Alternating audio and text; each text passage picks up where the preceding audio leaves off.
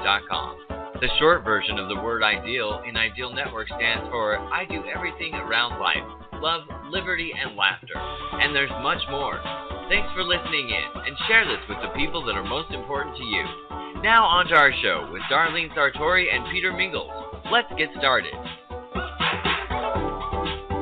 Hello, everyone. Peter Mingils here. You're listening to us on Building Fortunes Radio. It's www.buildingfortunesradio.com. For anybody that might be unfamiliar with my voice, you know that we started Building Fortunes Radio back at the tail end of 2012, beginning part of 2013, and I wanted a platform to be able to talk about different and various things related to building home-based businesses and living a more successful life.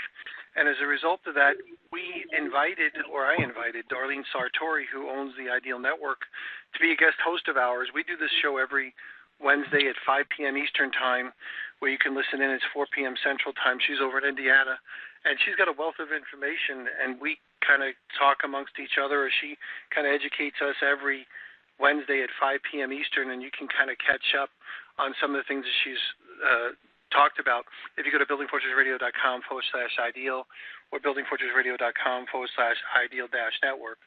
So we find ourselves in very interesting times in the beginning part of 2021 as we're, if you will, expected to be followers. You know, follow the advice of our leaders because they have whatever is in our best interest. And so far that hasn't been really working out very well for a lot of people. So it's us who start to question more, which is dangerous, some of the things that are going on and start to actually take action. Because although many of us realize that when this whole pandemic, COVID-19, whatever thing is going to go on and with the agenda, many of us said, you know what, we're a little bit skeptical or a lot skeptical, but we'll go along to get along to a certain extent because maybe you guys do have whatever's in our best interest. And unfortunately, for the most part, my humble opinion is we gave them opportunities to basically try to drive more control into our lives. So it's over. Like, it's been over for a while, and Darlene Sartore and I and some other people have formed different things that we're working on to help educate our little world so this way we can actually survive and thrive through this pandemic, plandemic, spandemic, whatever kind of epidemic you want to call it. But it's time to take yourself and your control back in 2021. So Darlene Sartore, thanks for being here on your own radio show.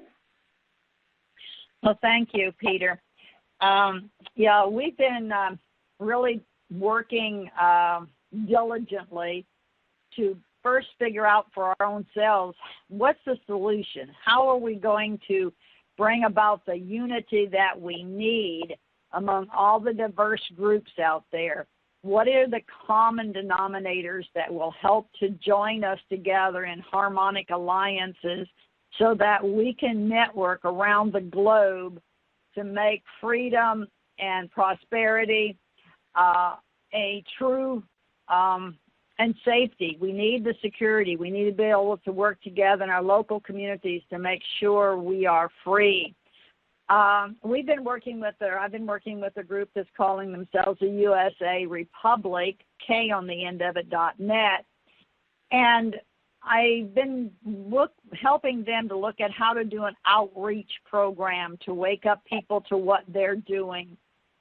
And as I began working with them and pulling together the bits and pieces that I feel like that they need in order to build their state assemblies and to build their local programs and et cetera, I began to realize that the biggest challenge that we're having is there's just too much fracturing.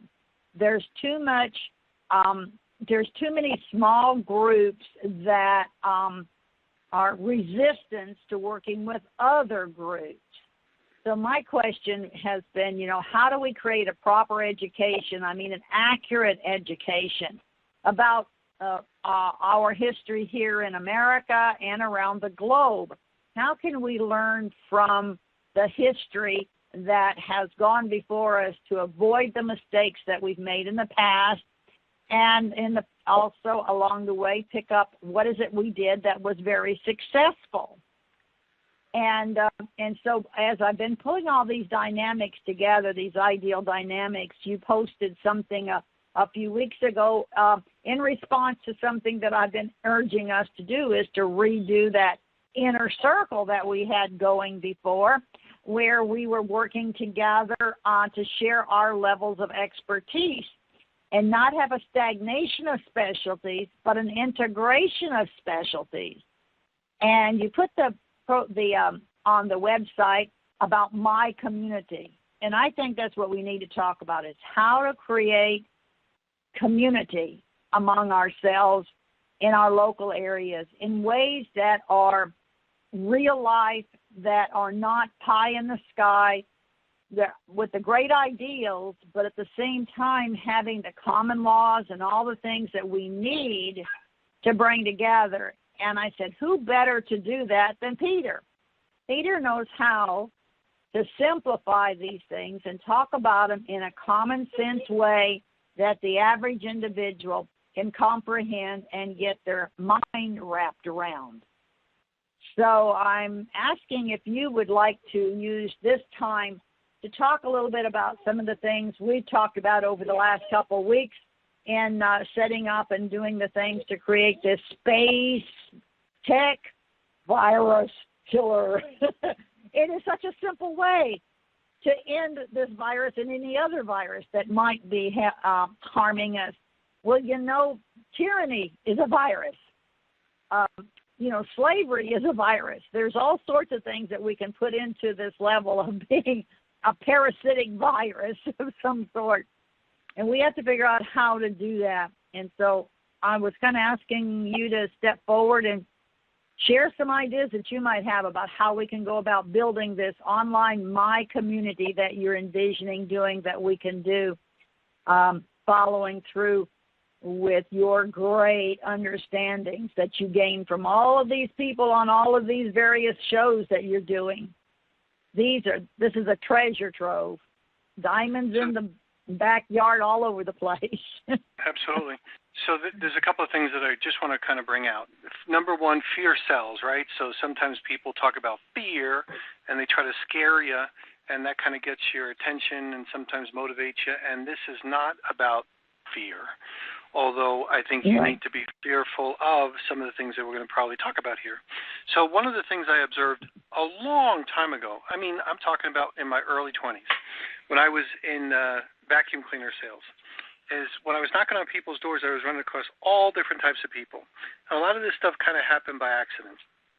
I would knock on a door, get into a person's house, and maybe I'd find out that he was a plumber. And then I would either sell or not sell, but I found out that he was a plumber. And then I would walk down the block and get into somebody else's house.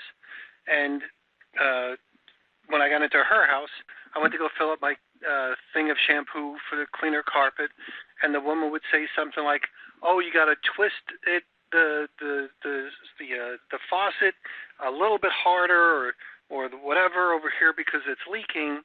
And I'm like, "Oh, geez, did you know that like 3 doors down, your neighbor was a plumber and he could probably fix this for you?" And she would say, "Wow, thank you very much." So I'd call him up. I said his number's right here. I just sold him a vacuum. I call him up. "Hey, Joe, could you do me a favor? If you get a chance, throw on your sneakers, come over here. 3 doors down. Woman's got a leaky faucet. Do you mind fixing it for her?" "Oh, yeah, sure, I knew. Mary never told me that," he would say. So I was a natural networker. And here was the thing that I observed. If I knew that the plumber, Joe the plumber, used the term Joe the plumber existed, but Mary didn't, it was like he didn't. And she probably knew somebody that Joe needed to know, and she probably knew somebody that I needed to know. So it was all this networking thing. It was just natural common sense. It's like if you know things in your universe, but your universe doesn't overlap with my universe, what's the point? So let's get together and let's kind of talk.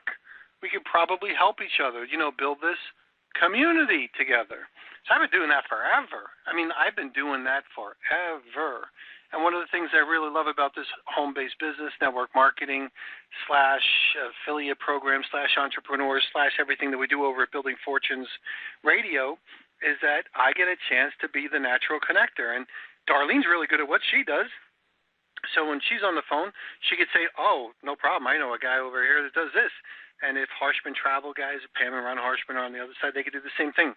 So I've always been doing that, and we started to do that with the Inner Circle before my programmer James died. When James died, I had to kind of check out for a little bit, just to kind of rekindle my business all over again. And that's been almost 4 years, believe it or not. So now, fast forward to today. Today, knowing who the plumber is that might be able to fix your faucet is convenient, let's call it. On a scale of importance, it's convenient, but you could probably find another guy to fix your faucet if you looked in the phone book or whatever. But the truth and trust and real integrity and really counting on people, I think, is more crucial today than ever before, because never before in my lifetime, and some of you are older than me, but you might, and maybe more connected than me, and certainly smarter than me, so you might be able to say, oh, that's not really true. You know, it's been like that for a while, or that's not really true during this year.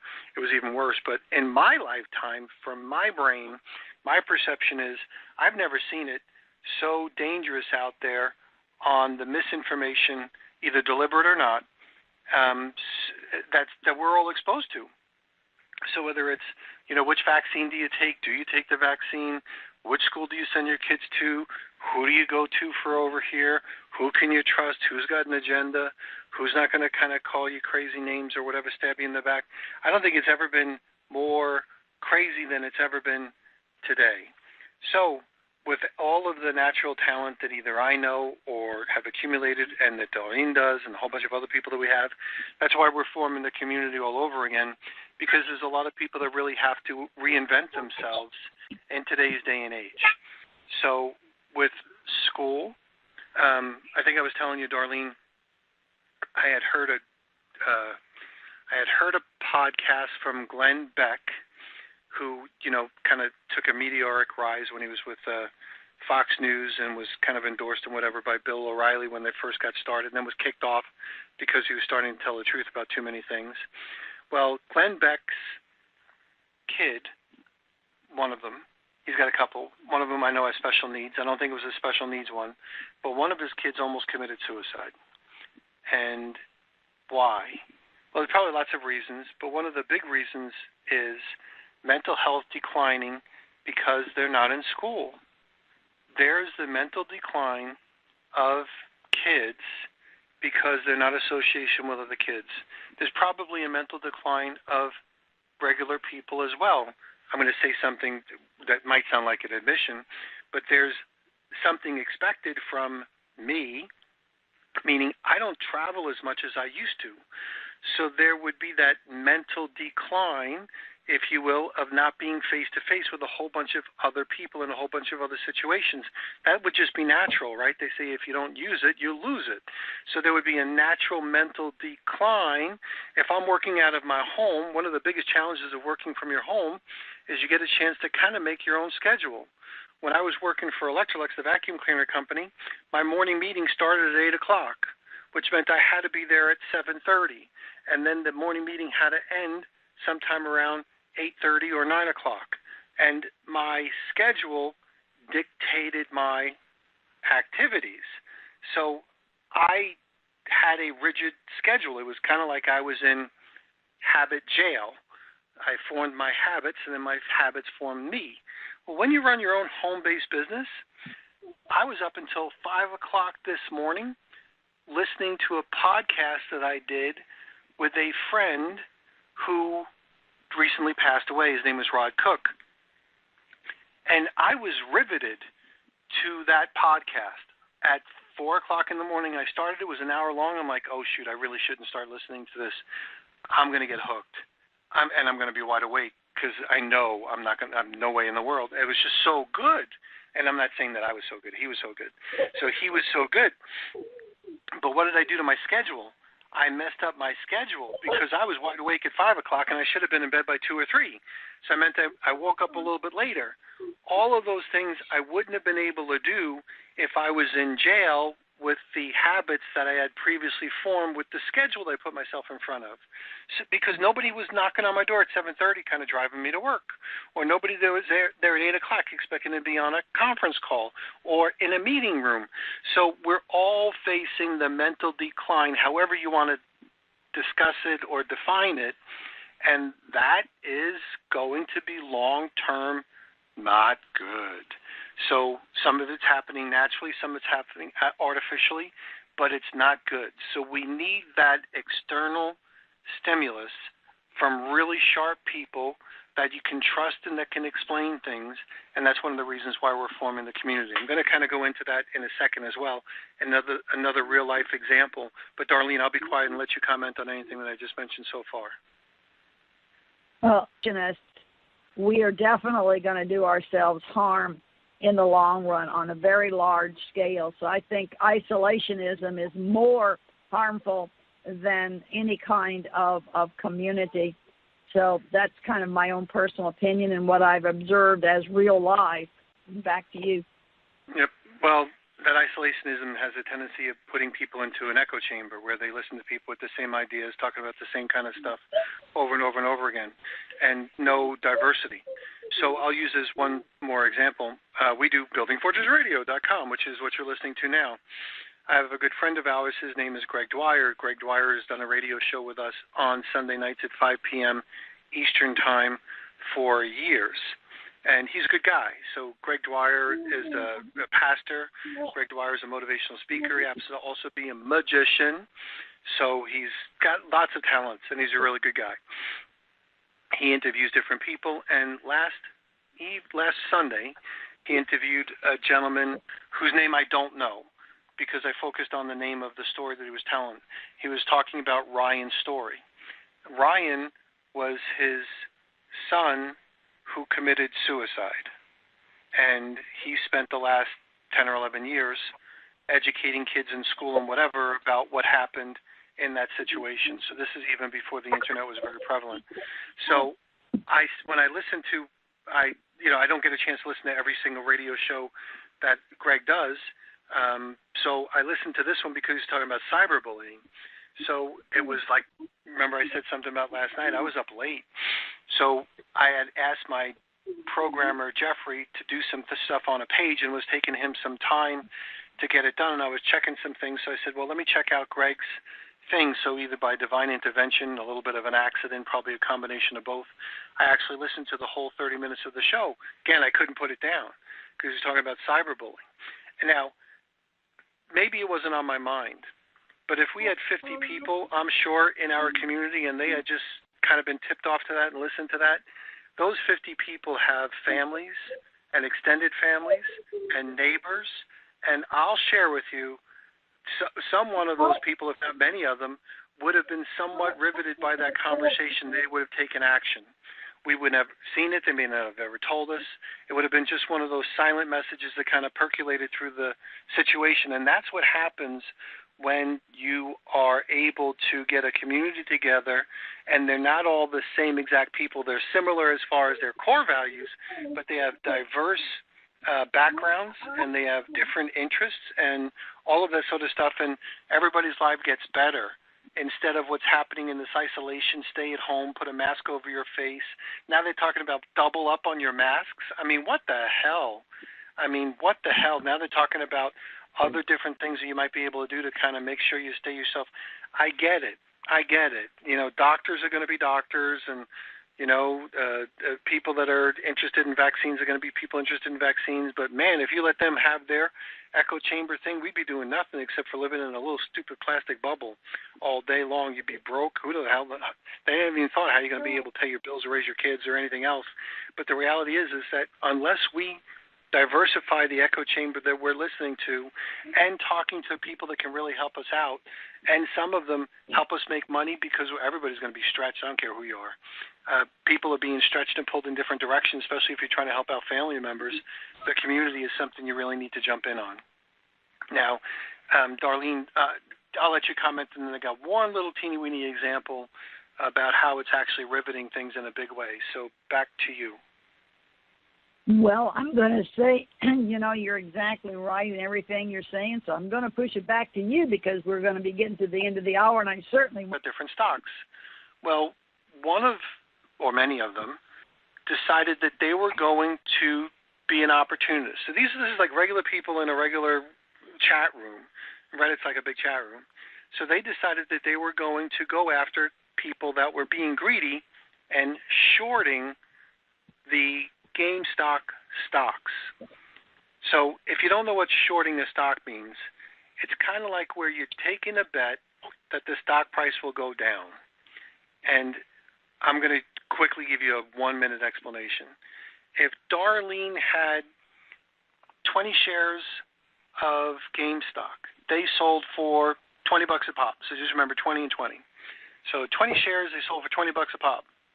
If I said to her, Darlene, could I borrow those 20 shares and I'll give them back to you next week?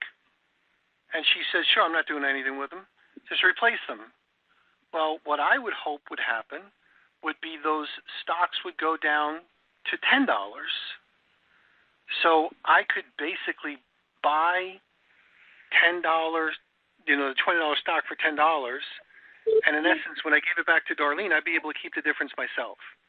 That's a very inaccurate way of explaining what a short stock is, but that's kind of like the way it was. So what was happening was big hedge funds were driving the stock down, and they were pummeling the stock and pummeling the stock and pummeling the stock. And I think it went down to $3, as low as $3. I mean, they pummeled the hell out of the stock. So they were basically going to make money like crazy. Well, some people on Wall Street Bets said, you know what, we're taking a look at this, and there's not enough stock that's available for these guys to be able to buy it at that discounted price. So we're going to buy the stock first so they can't. And then when they have to go back to Darlene and say, hey, Darlene, here's your 20 shares, because she's going to say, give me my 20 shares, those 20 shares aren't going to be available, so they're going to have to pay a premium price of $30 or $40 or $50 to be able to fulfill that commitment to Darlene that she's give me my 20 shares back. So if the shares are $50 and they were 20, well, you're screwed. Well, this accumulated group of people have driven the stock up as much as like $300, I believe. And these short sellers are having to pay the piper. One of them was on the hook for like $2.75 billion. So it was a loose group of people in a social community that decided that they were going to buck and understand the system, but they were going to screw the people that have been screwing them for a really long time. And that's what happened with GameStop, or what's going on with GameStop right now. Now, will the SEC get involved? Who knows? Probably, because they can't let anybody be responsible for their own mistakes. Are people going to expect a bailout? Probably. But it's just a great example of what happens when a community learns how to buck the system and say, screw the system. You people have been manipulating us and making money off us for so long, we're going to make a difference. That's my little GameStop example on how it might apply to the community. I'm not interested in changing the way Wall Street works or changing whatever. I just want to make a difference in the lives of the families and the businesses of the people that kind of hang around with us over at Building Fortunes Radio and the other things that we do. So it's a phenomenal situation what's going on with GameStop. You can watch it literally as it's happening right now, and maybe some short sellers will jump off some buildings instead of young teenage kids. The world might be a better place, and that may sound mean, but the world might be a better place if some short sellers start jumping off some buildings. But the reality is they don't have to jump off tall buildings, but they could just jump off it for effect. But the reality is that there's a real power behind community thinking that's thinking in the right way, that's going to fight corruption and then right some of the wrongs. And if they can do that and make some money, that's good. And most of them don't care about the money that they're making. Most of them care about righting some of the wrongs that are going on Wall Street. So having said that, Darlene, back to you. Yes, that's exactly what we're hoping that our communities will be able to do, is to right the wrongs that we've become accustomed to. And this is so many things that people are doing today that it's become a habit, and they're not realizing the harm that their habits are doing to themselves and to their families. So if people could just begin thinking consciously, paying attention to the causes and effects of what is happening. In other words, what consequences are happening because of your choices. And it's that I think if we just begin to be consciously aware of the power that we have with our choices to buy or not buy, to participate or not participate. You know, there's a lot of great internet sites out there right now that we really need to be paying attention to, but we need to be really cautious of the sites out there because there are so many, and it's how you learn to trust. And that's what I'm hoping that our community might be able to help in the very beginning, is to help us to avoid falling victims to people who are better scammers than we will ever be good at doing. And I don't ever want to be a scammer, but I do want to be knowing about how they do it and why they do it so that I can avoid it.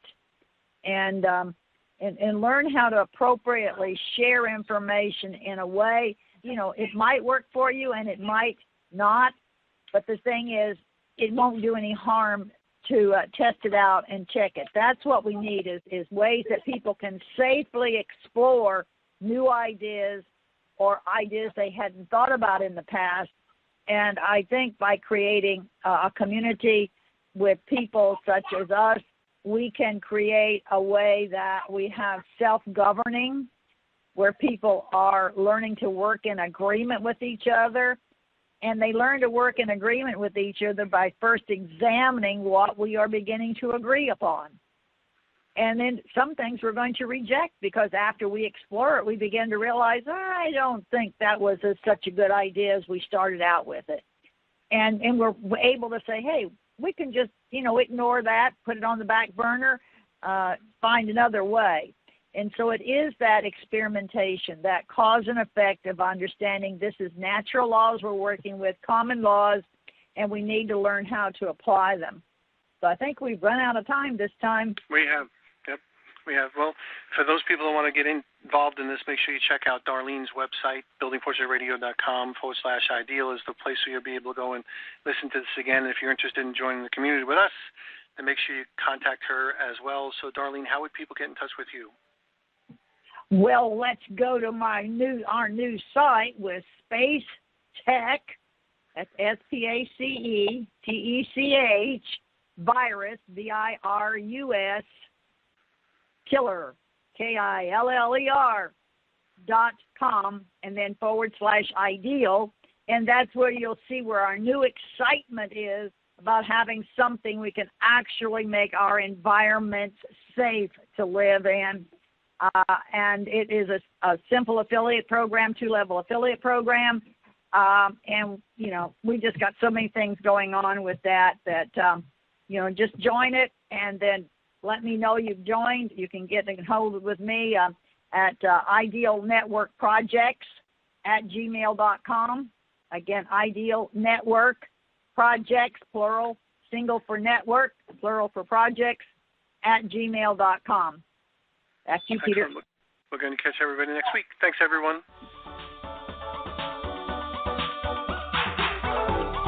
You've been listening to the Ideal Network Radio Show on BuildingFortunesRadio.com. Thanks for listening. Be sure to check out the BuildingFortunesRadio.com website to hear more segments with Darlene Sartore and Peter Mingils. Darlene encourages everyone to join the Ideal Network so you can say, I live the ideal life, where I do everything around life, love, liberty, and laughter. It's been our privilege to have you listen in. Darlene, Peter, and I want to say thanks for listening and ask you to spread the word. Tell a friend, join our newsletter, and go make a difference in your world.